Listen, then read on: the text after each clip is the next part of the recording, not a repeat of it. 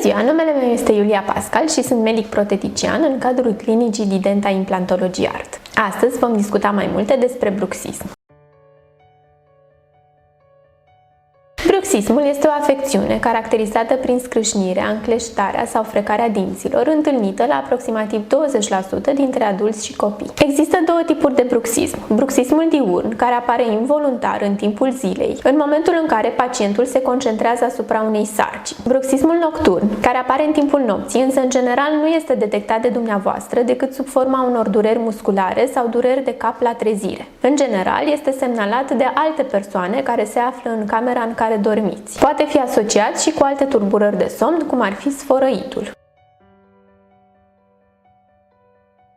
Deși cauzele bruxismului nu sunt încă foarte clare, există numeroși factori determinanți și favorizanți pentru apariția acestei afecțiuni. În primul rând, este o afecțiune cauzată de stres. Poate să apară mai frecvent în cazul persoanelor hiperactive, agresive. Printre cauzele favorizante mai pot fi enumerate odihna insuficientă, fumatul sau consumul anumitor băuturi care determină o hiperactivitate, cum ar fi cafeina sau băuturi carbogazoase. Unele tratamente medicamentoase, cum ar fi antidepresivele, pot determina apariția simptomelor de bruxism. Bruxismul poate apărea și la copii, chiar din momentul apariției primilor dinți. Se întâlnește atât în perioada de schimbare a dentiției temporare cu dentiția permanentă și poate fi cauzată și de anumite anomalii în dezvoltarea oaselor maxilare.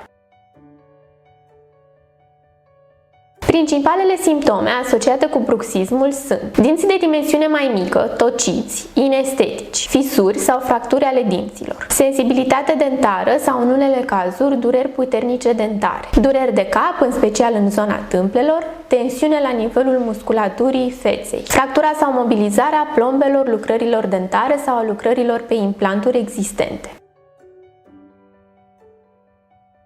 Bruxismul este diagnosticat în urma unui control realizat de către un medic stomatolog. Ca primă etapă, acesta va încerca să determine cauza ce a condus la apariția simptomelor de bruxism. În a doua etapă, medicul va evalua starea danturii, a musculaturii și a articulației temporomandibulare, precum și evoluția simptomelor în timp. Examinării intraorale și faciale îi pot fi asociate și examene complementare de tipul radiografiilor, RMN-ului sau computer tomografului. Tratamentul bruxismului poate fi, în unele cazuri, destul de complex. Dacă apare în perioada copilăriei, în marea majoritate a cazurilor, nu necesită un tratament de specialitate, deoarece simptomele bruxismului se finalizează odată cu erupția dinților permanenți și echilibrarea ocluzală. Dacă bruxismul este cauzat de stres, acesta va continua până când factorul favorizant este îndepărtat. Medicul stomatolog poate sugera mai multe tratamente pentru bruxism. Unul dintre ele ar fi reprezentat de gutiera dentară. Aceasta este reprezentată de un conformator de plastic care are rolul de a proteja dinții împotriva tocirii. Se confecționează în cabinetul stomatologic în urma unei amprente realizate de către medic. Sunt realizate individual pentru fiecare caz, sunt de preferat celor standard, deoarece asigură o protecție și un confort sporit pacientului. Pentru a remodela aspectul dinților pot fi necesare coroane sau punți dentare. În cazurile severe pot fi asociate tratamente endodontice și tratamente ortodontice. Consecințele pe termen lung ale acestei afecțiuni